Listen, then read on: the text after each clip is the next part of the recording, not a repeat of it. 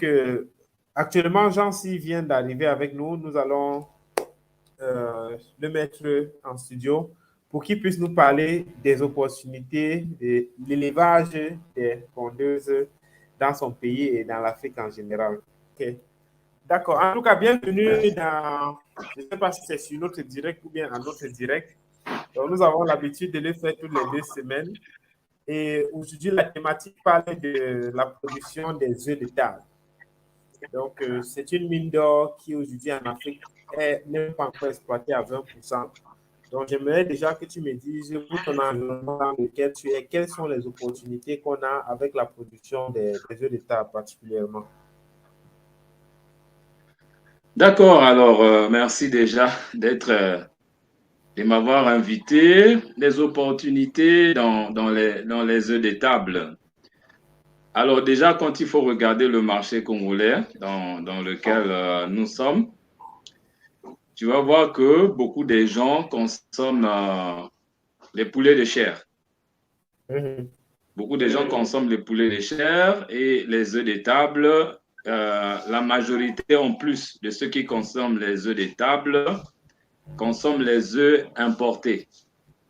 Mhm. Et pourtant, tout le monde sait que les œufs importés, avec le temps, finissent par être défavorables à la santé.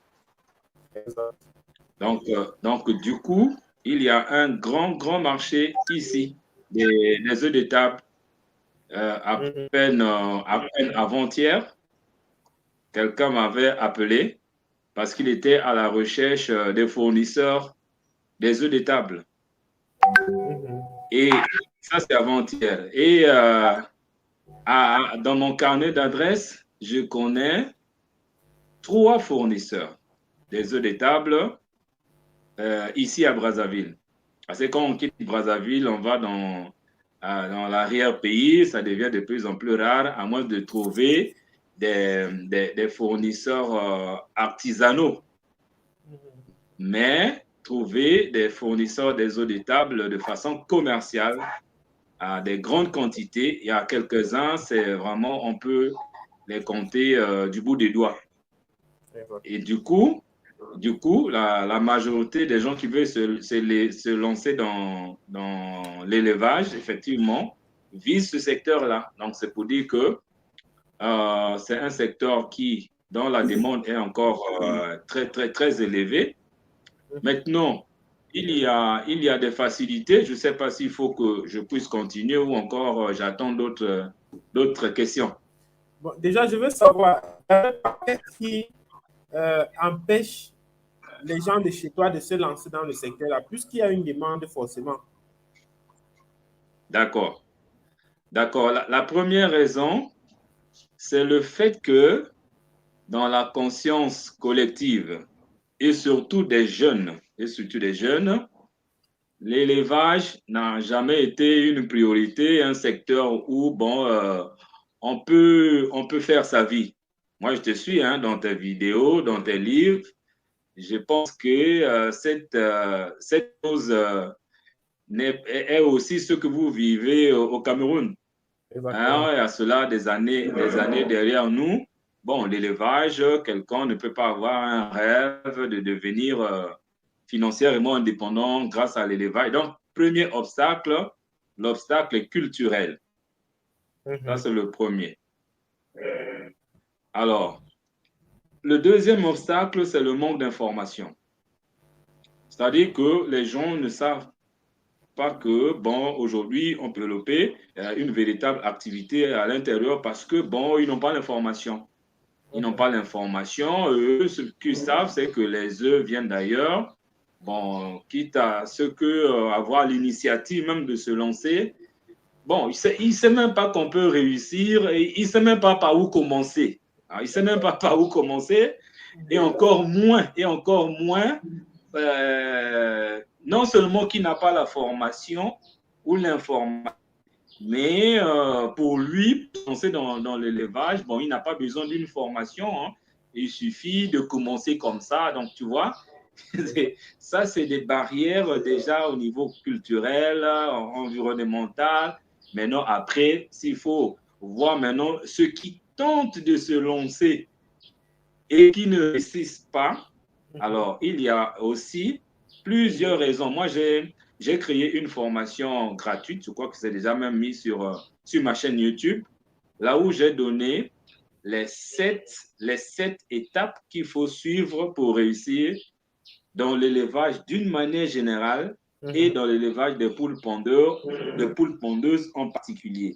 Et parmi ces 7 étapes-là, la première étape, c'est de maîtriser le métier de l'éleveur des poules pondeuses. Moi, je parle en termes de métier, parce qu'on a aussi remarqué que beaucoup qui se cassent la figure, bon, s'y mettent comme ça, comme je venais de dire. Il s'y met comme ça, bon, il a glané quelques informations sur Internet, sur YouTube, bon, il pense que ça lui donne le droit de se lancer, mais après, il rencontre ce qu'il va rencontrer sur le terrain, et du coup, c'est la catastrophe, il recule et il abandonne. Ça, c'est une erreur, voilà, une cause que j'ai souvent remarquée. Hein, les gens ne sont pas formés. Les gens ne sont pas formés. Ils ne maîtrisent pas vraiment. C'est un métier, on parle de l'élevage. Déjà au niveau des poules pondeuses, ça passe par trois étapes. Il y a l'étape poussin, il y a l'étape poulette, il y a l'étape pondeuse. Et à chacune des étapes, il faut connaître quels sont les paramètres clés. Et ça, beaucoup ne le savent pas. Et maintenant, il y a bien d'autres raisons. Je ne sais pas s'il faut que j'étale déjà tout, mais je sais que tu as beaucoup de questions. Exactement. D'accord. Donc, déjà, avant de continuer, il y a un des participants qui demande quelle est la différence, c'est quoi les étapes. Donc, en fait, il y a pour moi deux grandes catégories. Il y a les œufs de table et il y a les œufs à couver. Donc, les œufs de table, ce sont les œufs qu'on construit. Donc, les œufs avec lesquels on fait les omelettes, on fait les gâteaux, on fait de la mayonnaise. C'est ça qu'on appelle l'œuf de table. Donc, et une autre catégorie d'œufs, ce sont les œufs à couver. Ça veut dire qu'une fois qu'on a produit ces œufs, ce n'est pas pour manger, c'est peut-être pour mettre dans les incubateurs pour produire les poussins d'un jour, ou encore ce sont des œufs qui seront voués à d'autres choses que la consommation humaine. Donc, je tenais déjà à faire cette précision-là, parce que quand on dit œufs de table, on a l'impression que c'est une autre catégorie d'œufs spéciales. Non, ce sont les œufs que vous avez l'habitude de voir tous les jours qu'on vend dans les boutiques, dans les carrefours et les grandes surfaces. Donc, voilà. Autre chose aussi, Nancy, je tiens à préciser que tu es formateur sur Sepucha et justement, tu as une formation sur l'élevage des poulets de chair, sur l'élevage des pondeuses, pardon. Donc, d'après toi, pour celui qui veut se lancer et pour tous ceux qui veulent se lancer, quelles sont les 3 choses que la personne doit maîtriser pour réussir l'élevage? D'accord. Les 3 choses que la personne doit maîtriser. Moi, quand je parle, par exemple, de maîtriser le métier d'élevage des poules pondeuses, je parle de quoi? Je parle premièrement de l'itinéraire technique. Tous les paramètres de démarrage d'une entreprise de poules pondeuses. Partons de l'hébergement jusqu'à la santé, en passant par l'alimentation. Hébergement, alimentation et santé. Quand on a réussi ces 3 choses essentielles, alors on peut se frotter les mains pour dire que on s'attend à des bons rendements et à une bonne rentabilité. Moi, j'ai vu le titre. Tu as dit de direct, comment gagner gros avec l'élevage des poules pondeuses. Effectivement, les gains ne sont que le résultat de la maîtrise de ces 3 paramètres clés. Quand je parle, par exemple, de l'hébergement, je vais prendre un exemple. Sur combien de mètres carrés on peut loger X et Y ou bien tel nombre de poussins. Sur combien de mètres carrés on peut élever tel nombre de poulettes? Sur combien de mètres carrés on peut élever tel nombre de poules pondeuses? Parce que le simple fait de ne pas respecter la densité, et surtout quand les pondeuses arrivent déjà à l'âge de la pente, non seulement que ça peut perturber le démarrage de la pente et la continuité, mais ça peut aussi amener à des stress qui peuvent appeler des maladies. Donc, vraiment les aspects de densité. Ça, c'est hyper important. Et à la densité s'ajoute aussi autre chose, le copeau, les ceci, ainsi de suite. Ça, c'est un. L'alimentation, c'est la même chose. Vous savez que lorsqu'on fait l'élevage, quand on apprivoise les pondeuses dans un poulailler, on leur prive déjà de certaines libertés qui leur permettraient peut-être de se débrouiller à leur manière pour survivre. Et du coup, en leur privant de cette liberté, nous devons être en mesure de les mettre dans les conditions adéquates possibles pour espérer des bons rendements. Donc, quand on parle de l'itinéraire technique, c'est de ça que je parle. Et quand je parle aussi de l'alimentation, c'est de ça que je parle. Et après, il y a les aspects de santé. Donc, bref, l'hébergement, l'alimentation et la santé, 3 paramètres clés pour réussir. Exactement. Et en ce qui concerne la santé, justement, hier, j'étais dans un élevage où on a vacciné pratiquement 3500 pondeuses. Et lorsqu'on vaccinait, mon ami qui vaccinait disait que il est arrivé dans une ferme où on l'a appelé en catastrophe pour qu'il vienne vacciner. Parce qu'on avait fait venir un vétérinaire pour qu'il donne le vaccin du 7e jour, le vaccin IBDL au poussin. Et puis, la personne, après avoir vacciné 100 poussins, il y avait 30 morts. Donc, on a vu que si sur 100 poussins, il y a 30 morts, et que tu dois vacciner comme ça 3 000, 4 000, 5 000, donc on imagine déjà la catastrophe qu'il y aura dans le bâtiment. Donc, lorsqu'il est donc arrivé, il a donc administré les bons vaccins. Donc, lorsqu'on parle du suivi, c'est qu'il faut aussi faire confiance aux professionnels du domaine. Et l'élevage des pondeuses a cette ambiguïté-là que il y a beaucoup d'étapes qu'il faut suivre. Il y a les vaccins qu'il faut suivre à pratiquement toutes les étapes de l'élevage.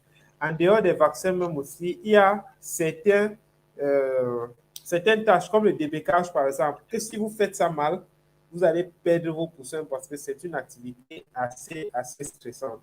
Donc, l'une des choses que je vous recommande aussi, c'est que si vous voulez vous lancer dans l'élevage, apprenez à faire confiance aux experts. Ne voyez pas quelqu'un juste parce qu'il vient de sortir de l'école ou parce qu'il vous dit qu'il peut gérer une ferme d'élevage, il faut lui confier votre ferme d'élevage de chiffres. Il faut faire très attention. Parce que c'est vrai, c'est un élevage qui est très lucratif, mais c'est un élevage qui demande aussi beaucoup d'attention. Vous allez vous rendre compte que, Jean-Cy tout à l'heure a parlé de l'alimentation. Juste parce que vous avez une mauvaise formulation, vous pouvez avoir des chutes de ponte. Donc, vous attendez qu'un poulet vous produise un œuf en 22 heures ou 23 heures, mais il vous pond un œuf aujourd'hui, il fait 3 jours avant de pondre. Oh, vous allez peut-être croire que c'est quelque chose de négligeable, mais moi, j'aime souvent faire les calculs en prenant l'économie d'échelle. Si vous avez comme ça un cheptel de peut-être 100 poulets qui ont fait 5 jours sans pondre, donc ça veut dire que vous êtes pratiquement à 500 œufs. Donc, si on vend un œuf en moyenne à 60 francs, puisque vous êtes aussi sur 500 fois 60. Donc, qu'est-ce que je fais? Voilà. Donc, ça veut dire que vous avez déjà perdu pratiquement 30 000. Donc, déjà, pour ceux qui nous regardent, nous parlons beaucoup en francs CFA. Déjà, s'il va vite me comprendre parce que c'est la monnaie que nous utilisons le plus. Donc, quand vous avez perdu 2000, vous voyez que c'est rien. Et si vous avez un peu d'argent sur ça, ça fait déjà le salaire mensuel d'un ouvrier qui travaille dans votre ferme. Donc, c'est ces différents petits paramètres que si vous ne prenez pas en compte, vous n'allez vraiment, vraiment pas vous en sortir. Maintenant, Jean, s'il y a un des gens qui nous suivent qui dit, est-ce que c'est réellement possible de devenir milliardaire avec l'élevage des œufs de table? Bien sûr, hein. Bien sûr que oui. Mais c'est en fait, une chose est aussi vraie, c'est que j'ai remarqué que les producteurs, ou les porteurs de projets qui se lancent ou qui veulent se lancer dans l'élevage des poules pondeuses ne nourrissent pas une certaine vision sur le long terme. Et le problème, c'est à ce niveau. Le problème, ce n'est pas au niveau de l'élevage lui-même. Il suffit de prendre, on va dire, un certain nombre des œufs qu'une personne peut produire par année et faire les calculs pour comprendre que, mais tout en enlevant toutes les charges, pour comprendre que c'est un business qui est hyper lucratif. C'est pour ça que même dans nos formations, il y a tout un chapitre consacré au compte d'exploitation prévisionnelle, Exact. dans lequel vous trouvez le coût d'investissement, vous trouvez le coût d'exploitation sur toute la durée de l'élevage, et vous trouvez l'estimation de la rentabilité. Et comme ça, lorsque vous vous lancez, vous n'avez aucun doute de savoir si vous allez gagner ou pas et où est-ce que vous allez. Donc, si on veut être milliardaire avec les œufs, c'est tout à fait possible, mais il faut avoir une bonne vision. Il faut avoir une bonne vision. On travaille sur combien d'années? Voilà. Je veux être milliardaire avec les œufs. OK. Mais je travaille sur combien d'années? Et avec quelle production pour y arriver? C'est ça. On n'a pas besoin de vous dire oui ou non. Non. Mais c'est mieux de travailler en professionnel. On se fixe des objectifs. Voilà, on se fixe l'élevage des œufs n'est qu'un levier. C'est un levier qui peut ou ne pas vous permettre. Il y a des gens qui peuvent être milliardaires avec les œufs, mais il y en a qui ne pourront peut-être être milliardaires avec les œufs. Mais si un peut l'être et l'autre ne l'est pas, à ce moment-là, le problème, ce n'est pas au niveau de l'activité elle-même, mais c'est au niveau de l'intelligence qui est derrière l'activité. Et ça, c'est très important en Afrique, parce que nous ne rêvons pas assez. Et l'une des raisons que moi j'admire Loïc, moi j'ai lu son livre, je ne sais pas si c'est que je l'ai lu, mais la vision qu'il a de l'agriculture en Afrique, mais ça c'est intéressant. Et ça ne sera pas une surprise pour moi de voir Loïc devenir milliardaire avec l'agriculture. Voilà. Donc voilà comment est-ce que je peux répondre à cette question-là. D'accord.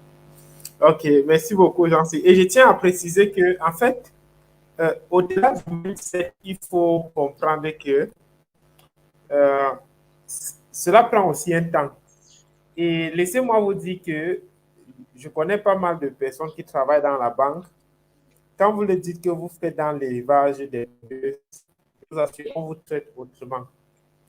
Et autre chose, dans la région de l'Ouest où on produit beaucoup, seulement les gens qui faisaient l'élevage avaient l'argent qu'on associait les gros producteurs de tables, on pense dans le Fabla, ou encore les gens qui ont trappé, parce que tellement ils amassaient l'argent dans cette activité-là. Donc maintenant, comme pour, je vais dire, ils ont tellement amassé de l'argent au point où ils ont même créé comme un cartel. C'est-à-dire que maintenant, ils ont tellement fait peur aux gens jusqu'à ce que, à l'ouest, quand tu commences les pondeuses, on a eu à me dire que si tu vas atteindre, par exemple, 10 000 pondeuses ou 20 000 pondeuses, on va t'obliger d'être dans une secte pour que tu puisses atteindre ce nombre-là. Or, quelque chose qui n'est pas possible. Le business des pondeuses, c'est un business comme tout autre. Quand tu l'organises bien, tu réussis dans ce business-là. Donc, voilà. Maintenant, j'aimerais bien que vous me dites aussi en commentaire, parce qu'avant qu'on ne réponde à la question, entre le poulet de chair et les pondeuses, qu'est-ce qui est plus rentable? Je veux que vous me dites vous-même qu'est-ce que vous pensez. Donc, mettez en commentaire juste vos réponses. Si vous pensez que c'est le poulet de chair, vous écrivez poulet de chair. Si vous pensez que c'est des poulets pondeuses, vous mettez juste poulet pondeuse. Donc, à la fin du direct, nous allons répondre à cette question et vous allez voir si vous avez raison ou pas. Donc, et pour ceux qui auront raison, on va faire un tirage au sort et ils vont gagner une copie de mon livre. Donc, peu importe le pays où vous vous trouvez, on va vous envoyer cette copie de mon livre.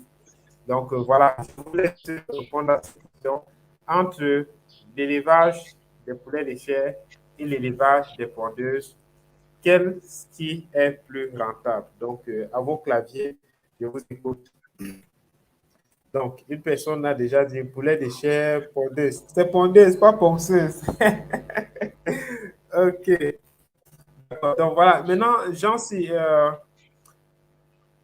en dehors de la formation sur la production des œufs de table sur Sequoia, quelles sont les autres formations que tu as mises en place? Parce que la formation, c'est ta chose. Donc, même si quelqu'un a du mal à se lancer et qu'il ne connaît pas, en t'écoutant et en te suivant, il va comprendre le B à bas pour devenir expert dans le domaine. Donc, quelles sont les autres formations que tu as? Bon, on a aussi la formation sur l'élevage des porcs. Mhm, On a aussi l'élevage des poulets de chair. mhm, On a la formation sur la pisciculture hors sol et la pisciculture dans les étangs. mhm. Et on a aussi une formation sur la culture maraîchère, notamment la marante, le chou et bien d'autres cultures. Donc voilà, ça c'est ce que nous avons. Ben, j'ai aussi conçu une formation sur comment monter un projet pertinent et bien structuré en Afrique, parce que là aussi, j'avais compris qu'il y avait un vrai besoin. Beaucoup de porteurs de projets, en fait, non pas des projets, mais ils ont plutôt des idées. Mais les idées qui sont mal structurées, ils ne savent pas par où commencer. Et c'est comme ça que j'ai créé cette formation. À l'époque, ça c'était avant que je me lance dans l'agro-business.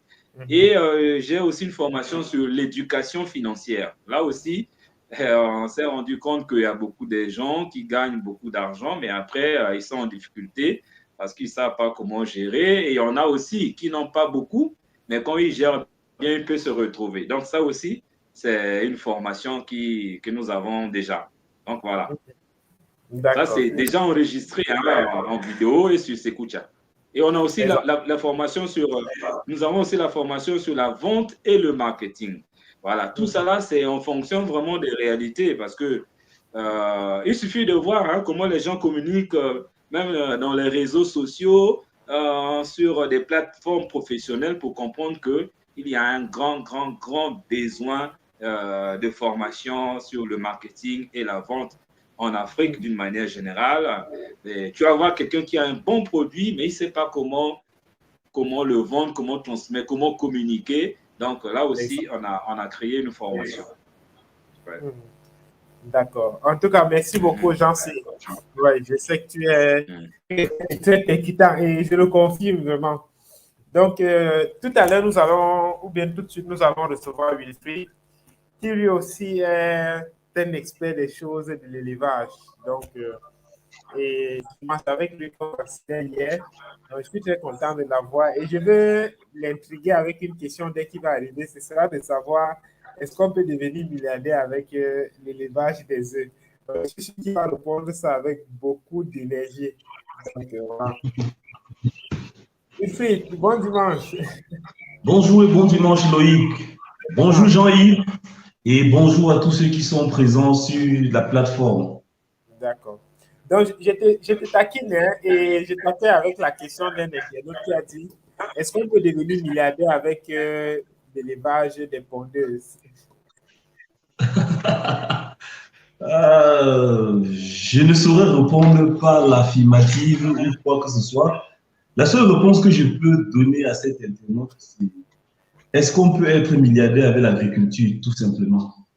Ça dépend de la vision qu'il y a derrière, ça dépend des objectifs, ça dépend du marché qu'on veut conquérir, Ça dépend même des objectifs de l'élevage qu'on met sur pied. En toute, la seule réponse que je peux donner, c'est que quand on regarde un marché comme celui que nous avons, qui est fortement dépendant des importations, que ce soit des mayonnaises qui sont faites à base d'œufs, que ce soit des poudres de blanc d'œuf qui sont utilisées pour la fabrication des mayonnaises, que ce soit des pâtes alimentaires où on utilise des blancs d'œufs à l'intérieur, et tous les autres sous-produits issus de l'œuf, je dirais, comment même ne pas être milliardaire avec les œufs? Parce que c'est là la grande question. Vu tous les dérivés des produits qui peuvent en ressortir, je me dis que si on a une bonne stratégie d'attaque, si on a un marché ouvert, si on travaille suffisamment sur les débouchés de sa production, on ne peut qu'être milliardaire. Il suffit de bien produire, il suffit de bien s'organiser. Le seul problème que nous autres Africains, nous avons une vision très limitée et nous sommes très pessimistes quand nous pensons. Nous croyons que certains ne peuvent pas le faire. Bon, c'est vrai, ça dépend de l'éducation que nous avons eue et du colonialisme aussi. Parce qu'à un moment donné, on nous a fait comprendre que nous ne pouvions pas atteindre certains niveaux. Mais aujourd'hui, je peux le dire sans risque de me tromper, l'Africain, c'est celui-là qui peut et doit travailler pour pouvoir produire et devenir milliardaire avec l'élevage. Parce que il y a une revue de 1983 qui disait déjà l'Afrique est un paradis pour l'agriculture. Donc, si les Blancs qui sont dans une zone qui est hostile, où il faut chauffer des bâtiments, où il faut combattre tous ces problèmes que nous avons là-bas, peuvent devenir milliardaires, à plus forte raison les Africains. Il suffit d'être calé, d'avoir la vision, d'être optimiste, de travailler et de savoir où on veut aller. Et c'est sûr, on va y arriver. Donc, c'est possible. En somme. Et ça rejoint ce que je dis tous les jours aux gens que, en fait, jusqu'aujourd'hui, on n'a pas encore bien vendu l'agriculture aux gens parce qu'on a toujours considéré l'agriculteur comme celui-là qui se débrouille. Donc, on a associé l'agriculteur au planteur. Donc, pourtant, il y a une différence entre un planteur et un agriculteur.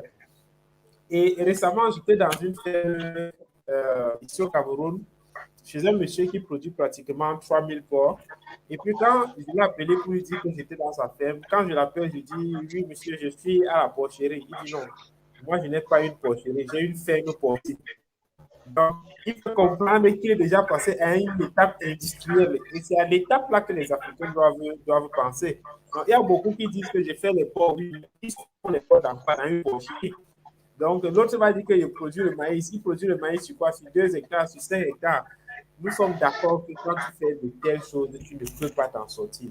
On vit avec une population qui ne fait que grandir. Et le besoin ne se fait que grandissant. Aujourd'hui, on importe quasiment tout. Le maïs, on importe. Le soja, on importe. Les hectares, on importe.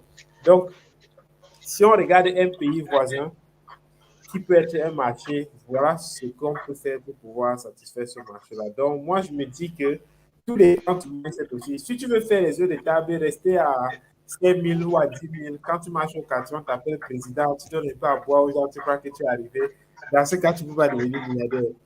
Mais si tu perçois l'élevage des poulets de ponte comme une industrie, donc tu te dis, comme j'ai commencé là, demain, j'aurai 500 000 pour deux, demain, j'aurai 600 000, 2 millions. Pour une industrie de transformation de cela en mayonnaise, je crois qu'avec ça, on peut dire qu'on sera milliardaire demain. Donc, tout dépend de la façon avec laquelle on perçoit l'activité. C'est un peu comme le commerce. Il y a des gens dans nos quartiers qui sont boutiquiers depuis que nous sommes tout petits. Donc, il a sa boutique, il ne gère que ça. Mais par contre, il y a d'autres qui ont commencé avec la boutique, mais aujourd'hui, ils ont des supermarchés. Donc, pourquoi? Parce que celui qui commençait la boutique, aujourd'hui, je suis boutiquier, mais demain, je ne serai pas seul. Donc, voilà un peu juste pour accompagner ce que vous avez dit. Oui, Phil. Oui, je renchéris dans ce que tu dis, Loïc. Tu sais, quoi qu'on dise aux gens de faire des produits grands, de produire en grande quantité, de produire beaucoup, on a toujours l'habitude, toi et moi, quand nous conseillons des gens, nous disons commencez petit. Et ce que j'ai remarqué malheureusement, c'est que la plupart des gens qui commencent petit, très vite ils sont satisfaits du petit au point où ils ne rêvent plus. Et ça devient là le véritable problème. Parce qu'on dit aux gens commencez petit pour apprendre à maîtriser tous les segments de la production et de la distribution. Mais malheureusement, quand on dit aux gens commencer petit, quand tu dis à quelqu'un commencer petit, il dit je commence avec combien? Tu dis bon, avec les pondeuses, tu peux commencer avec 3500 ou bien 5000. Quand ils mettent 5000, ils se retrouvent à avoir 4800 œufs par jour. Il trouve le marché, il distribue, il y a dans son quartier. Les gens font le pied de grue chez lui pour qu'il livre. Il se sent tellement important qu'il dit, mais s'il produit beaucoup, il n'y aura plus cette affluence chez moi, je ne deviendrai plus important parce qu'il faudra chercher. Or, il faut chercher des nouvelles débouchés. Vous verrez, quand on parle de milliards avec l'élevage, moi je prends le cas de la poule pondeuse. Si on va consommer, imaginez une population qui consomme en moyenne 100 000 œufs par jour, par an. Si une population comme celle du Cameroun, on s'en rend compte que chaque Camerounais consomme 100 œufs par an, et que sur les 100 œufs, vous avez seulement 5% de ces marchés, vous imaginez combien vous devez gagner? Il est énorme. Imaginez un marché comme celui du Nigeria avec plus de 200 millions d'habitants qui consomment chaque semaine un œuf par personne. Ça fait 200 millions d'œufs par semaine. Comment on ne peut pas devenir milliardaire? C'est juste que nous n'avons pas cette vision et généralement, nous ne travaillons pas en synergie. Le principal problème des agriculteurs, c'est qu'ils ne s'organisent pas en cartel pour protéger et défendre leurs intérêts communs. Parce qu'en fait, vous devez défendre vos circuits d'approvisionnement, que ce soit en poussin, que ce soit en intrants, que ce soit en aliments. Vous devez défendre votre marché, qui est votre marché commun, en élevant les normes, en fixant les normes de commercialisation. Ailleurs, par exemple, quand on produit des œufs, il y a la coopérative qui régule, par exemple, l'œuf en disant ce n'est que les œufs de 65 grammes qui vont sortir, les 62 grammes ne vont pas sortir, on va les envoyer à la casserie, ou bien les plus gros œufs ne vont pas sortir. On lit le marché, on organise et tous les petits vendeurs là s'alignent. Mais nous sommes dans un environnement où on veut se faire concurrence avec les gens qui sont dans le même secteur. Ce n'est pas possible. Tu ne fais pas concurrence avec quelqu'un avec qui tu dois travailler pour défendre tes intérêts. Ce que tu fais, ce que tu t'entends avec lui, vous voyez les Européens pratiquer la politique des quotas. C'est tout simplement parce qu'ils veulent réguler leur marché. Ce sont les cartels qui ont décidé que bon, vous produisez telle quantité, tel autre produit telle quantité. Et on distribue les quotas en début d'année, on s'y met et le résultat suit. Donc pour moi, c'est à ce niveau que nous devons travailler.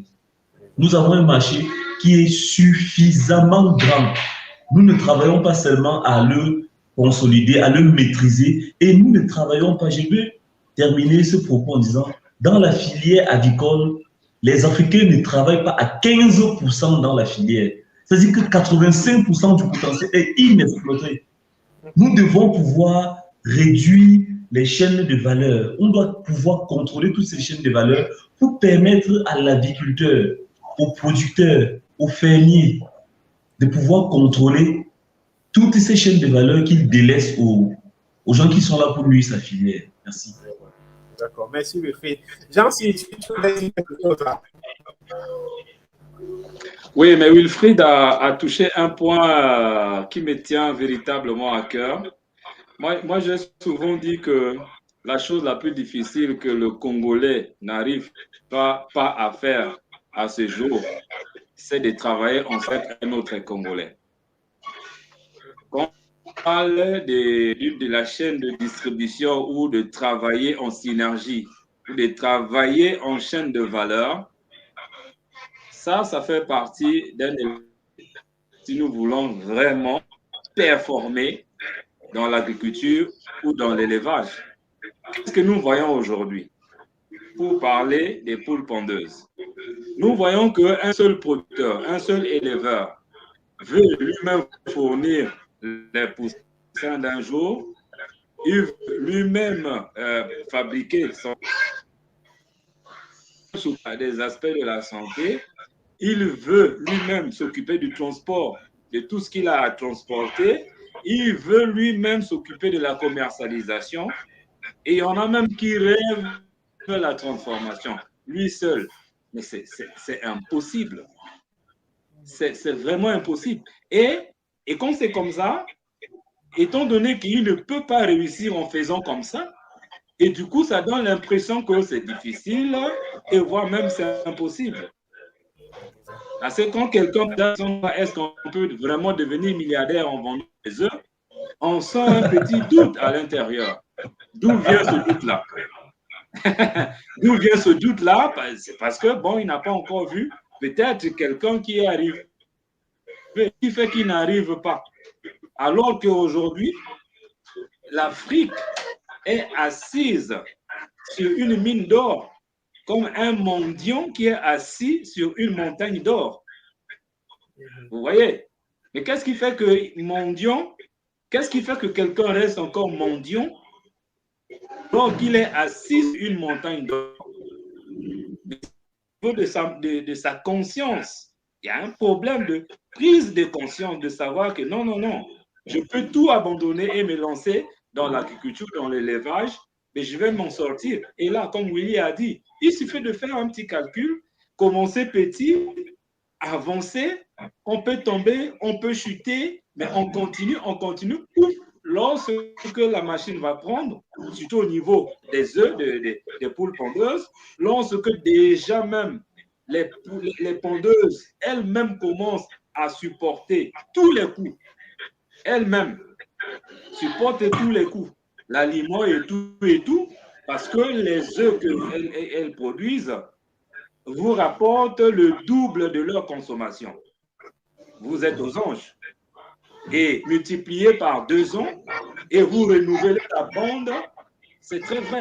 C'est très possible d'y arriver. Merci.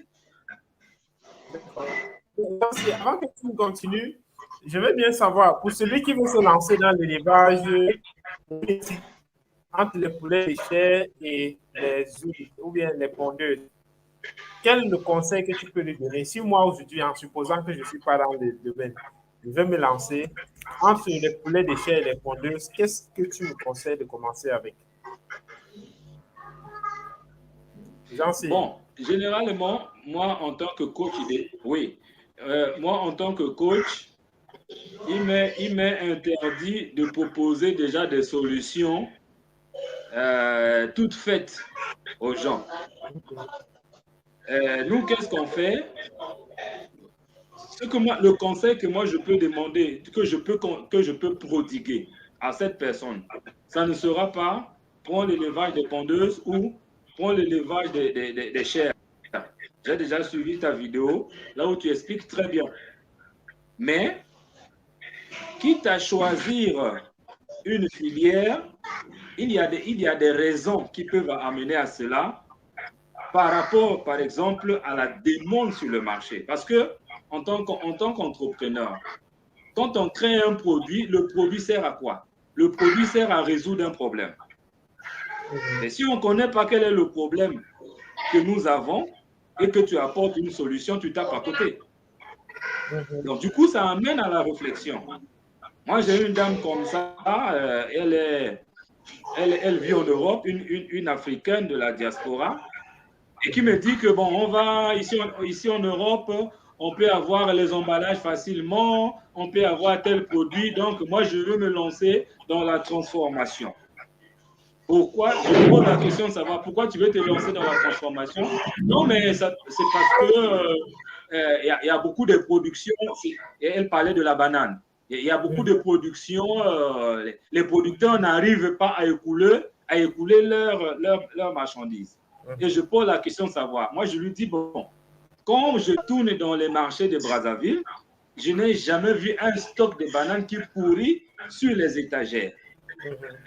Et toi, qu'est-ce qui te dit qu'il y a un problème déjà au niveau de la production, de la transformation?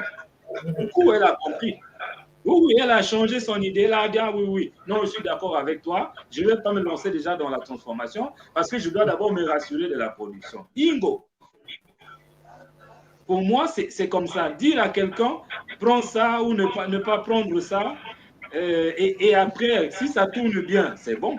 Mais si ça tourne mal à cause de sa faute, et non, ta faute, toi qui lui as conseillé ça, et il dira que non, le monsieur, si, m'avait donné un mauvais conseil, et pourtant, toi, tu n'es pour rien. Mais sinon, s'il y a un penchant pour moi, voilà, là, je vais clôturer par là, s'il y a un penchant, s'il y a un choix à faire entre les chairs et les pondeuses, j'ai choisi les pondeuses.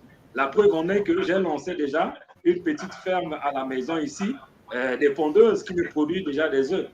Voilà. Donc, s'il y a un choix à faire, ça, c'est moi. Quelqu'un peut ne pas prendre ça. Mais moi, je prendrai les pondeuses pour multiples raisons. Et qu'on ne pourra peut-être pas parler aujourd'hui parce qu'il faut aller en profondeur des choses. J'aime bien creuser les détails. D'accord, gentil. Donc, Lucie, qu'est-ce que tu penses?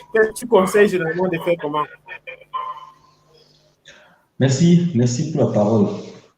Pour ma part, je veux un peu aller dans le sens de Jean-Yves, de Jean Cyril, mais je veux dire, tout dépend du contexte dans lequel on se trouve, comme il a dit également.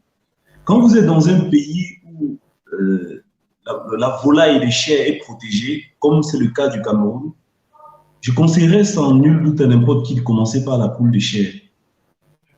Parce que là, à ce niveau, tu es sûr que tu as un marché qui était dédié, tu es sûr. Mais dans les pays où on importe massivement la volaille qui vient d'Europe, du Brésil et partout, c'est clair que le poulet de chair n'est pas rentable. Parce que tu ne peux pas faire concurrence à quelqu'un qui va te vendre 1 kilo d'aile de poulet à 400 francs, à 1000 francs, alors que le coût de revient est à 2000, 2500. Là, ce serait vraiment un leurre. Donc pour moi, ça dépend du contexte. Il y a quelques pays en Afrique qui protègent leur secteur avicole, notamment le Nigeria, notamment le Sénégal, la Côte d'Ivoire et le Cameroun, pour ce que je connais. Ce qui fait que dans ces pays, je recommanderais à chacun de commencer par les poulets de chair parce qu'ils sont moins pénibles à manipuler que les poules pondeuses. La pénibilité, c'est quand tu as une bonne souche de poussins, quand tu as une bonne alimentation, quand tu as un bâtiment d'élevage bien construit et que tu as un technicien vétérinaire expérimenté qui peut avoir une belle lecture de l'évolution et contrecarrer les problèmes qui surviennent dans ton élevage, tu peux être sûr d'avoir un élevage qui sera réussi. Mais par contre,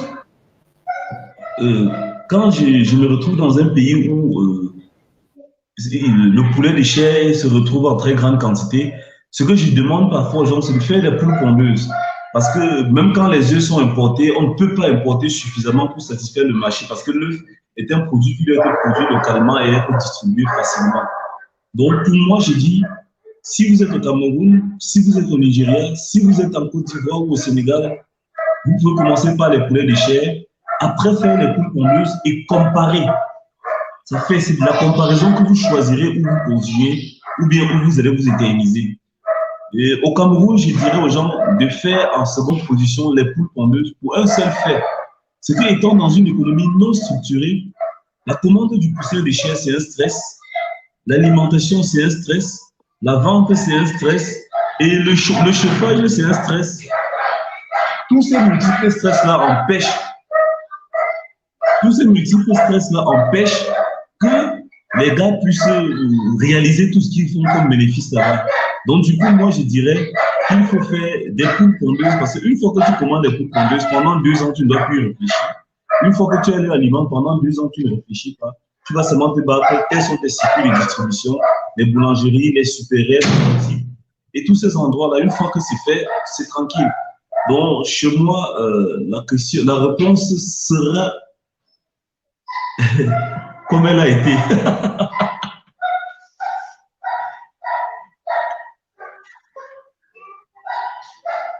Loïc, ton micro est coupé. Ok, d'accord. Donc, je tiens aussi à préciser que l'une des raisons pour lesquelles on recommande aux gens... Non, c'est la de couper son micro, comme je parle. Donc, je disais que on recommande aussi généralement de commencer avec l'élevage des poulets de chair au lieu des pondeuses. Parce que même si vous avez recruté un volailleur qui dit connaître, parce que les gens disent qu'ils connaissent, il vaudrait mieux commencer avec les poulets de chair. Vous faites même 2, 3, 4 bancs avec lui. Il fait déjà ses preuves sur les poulets de chair. C'est quand il a déjà maîtrisé que vous pouvez passer maintenant à l'élevage des poulets de ponte. Et l'autre aléa aussi, c'est que vous le savez tous, comme que j'ai commandé les pondeuses après plus d'un an, presque un an, comment livrer. Donc, si vous avez un élevage où vous avez des difficultés d'approvisionnement en poussins ponte, vous passez la commande, les poussins arrivent dans 6 mois, les poussins arrivent dans 8 mois. Vous n'allez pas laisser votre bâtiment chômer pendant les 8 mois. Donc, pendant ces 8 mois, vous démarrez avec le poulet de chair en attendant les pondeuses. Maintenant, si vous avez un jeune gars qui vous a dit qu'il peut bien faire l'élevage de poulets et que vous lancez 1000 poulets, après, il vous donne qu'il y a 200 morts, vous comprenez que c'est quelqu'un avec qui vous n'allez pas faire long chemin.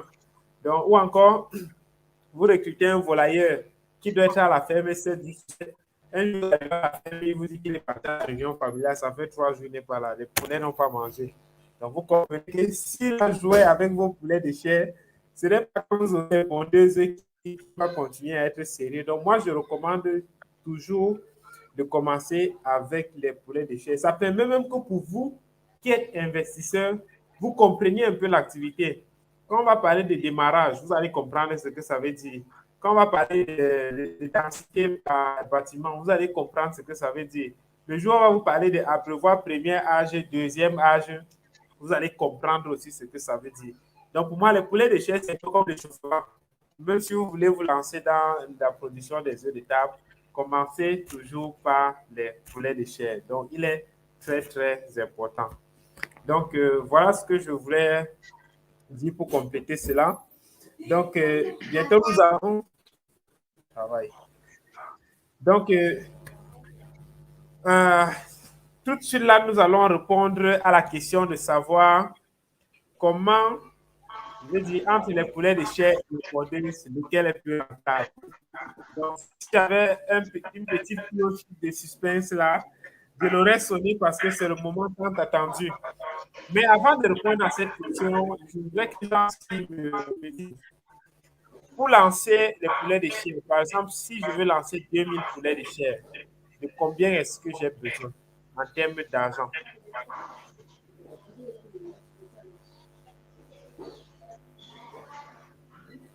Allô, Jancy? La question est posée à qui? À Jancy? Oui. Oui.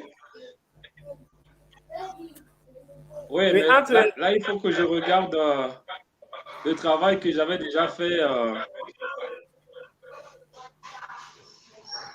Le travail que j'avais déjà travaillé là-dessus. Je ne voulais pas donner vraiment un chiffre comme ça. Allô? Ne sais pas pour les chiffres, ce sont les aliens.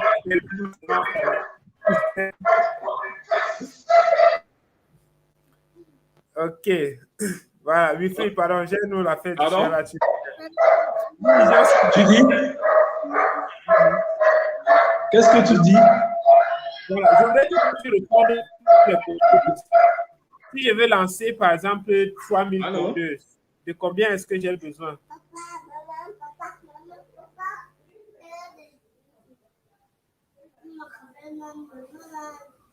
Ton micro, ton micro. Allô? Oui, allô? Oui, tu m'écoutes bien? Oui, j'ai été coupé là, j'ai été coupé. Il y avait des perturbations et des chiens qui dérangeaient. Allô? Ah, ok. Donc,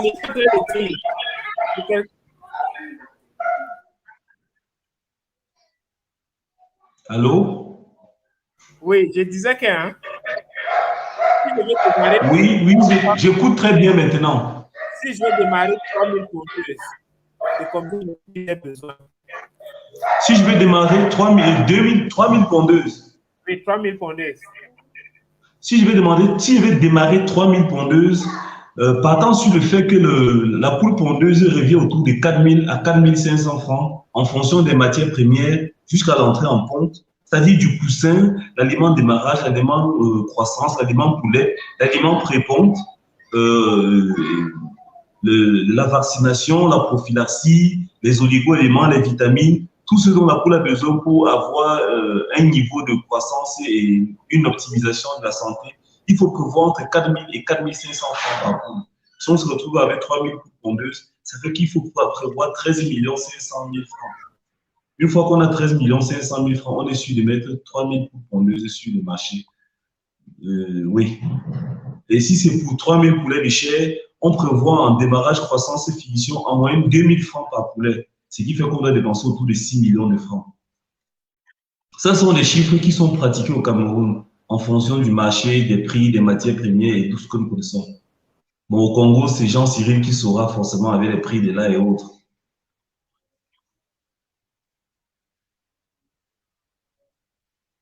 Monsieur Loïc, ton micro est coupé. Coupé. Les gars, ce sont les aléas du direct. Il faut que je règle les Mon enfants d'abord. ordinateur est D'accord. Donc, je résume ce mon que ordinateur va bientôt couper. Non, il n'y a pas de souci. C'était déjà, je veux dire quoi, un très grand plaisir de t'avoir avec nous. Donc, te sachant très occupé, nous te disons merci. Donc, si ton ordinateur se coupe, sache que nous avons été très contents de t'avoir et je suis sûr que ceux qui nous ont écoutés sont très directs aujourd'hui avec ta présence. Merci encore pour tout, Jean-Cyr.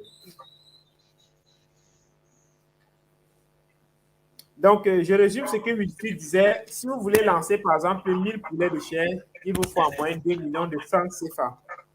Si vous voulez lancer 5000, il vous faut 10 millions. Et je précise que c'est en supposant que vous avez déjà le bâtiment.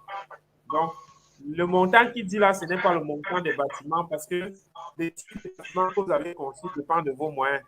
Si vous êtes les gars qui se débrouillent encore comme nous là, vous faites ça en matériaux provisoires. Déjà qu'en Afrique, matériaux provisoires, ce n'est pas provisoire parce que j'aime souvent prendre cet exemple qui dit que on fait dans le Mumbo, c'est une région au Cameroun où on construit beaucoup en matériaux provisoires. Donc, on l'a accouché dans une maison en matériaux provisoires et très récemment, on a refait une rénovation avec des matériaux qu'il a vu naître après plus de 50 ans. Donc, ça dépend aussi de vos moyens. Maintenant, si vous avez plus de moyens, vous pouvez faire ça en matériaux définitifs. Donc, Wilfried disait tout à l'heure, si vous voulez lancer 3000 codeuses, il vous faut en moyenne 13 500 000. Généralement, on part entre 4 000 et 4 500 francs pour lancer. Je veux dire quoi? Ça vous coûte entre 4 000 et 4 500 pour un poulet. Ça, c'est du démarrage jusqu'à l'entrée en ponte. Donc, on tient à préciser cela. Donc, et je tiens aussi à préciser que Wilfried est formateur sur secucha.com. Évidemment, formation qu'il a eu le temps de mettre jusqu'ici, c'est la formation sur la production des œufs de table.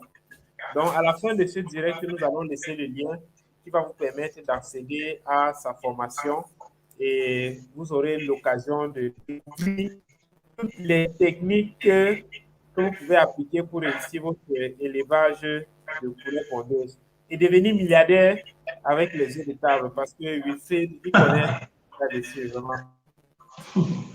Alors, Wilfried, voilà, comment contacter Jean-Cyr? Si vous voulez contacter Jean-Cyr, la seule chose à faire, c'est d'aller acheter une de ses formations sur secucha.com. Et en faisant sa formation, vous aurez l'opportunité de le contacter et de lui poser toutes vos questions. Donc, Jean-Cyr a au moins 7 formations sur Secucha. Donc, vous choisissez la formation que vous intéresse, vous achetez sa formation et dans cette formation, vous lui faites un message inbox. Je vous rappelle que c'est l'un de nos formateurs les plus actifs sur secucha.com. Donc, n'hésitez pas à aller là-bas et acheter l'une de ces formations.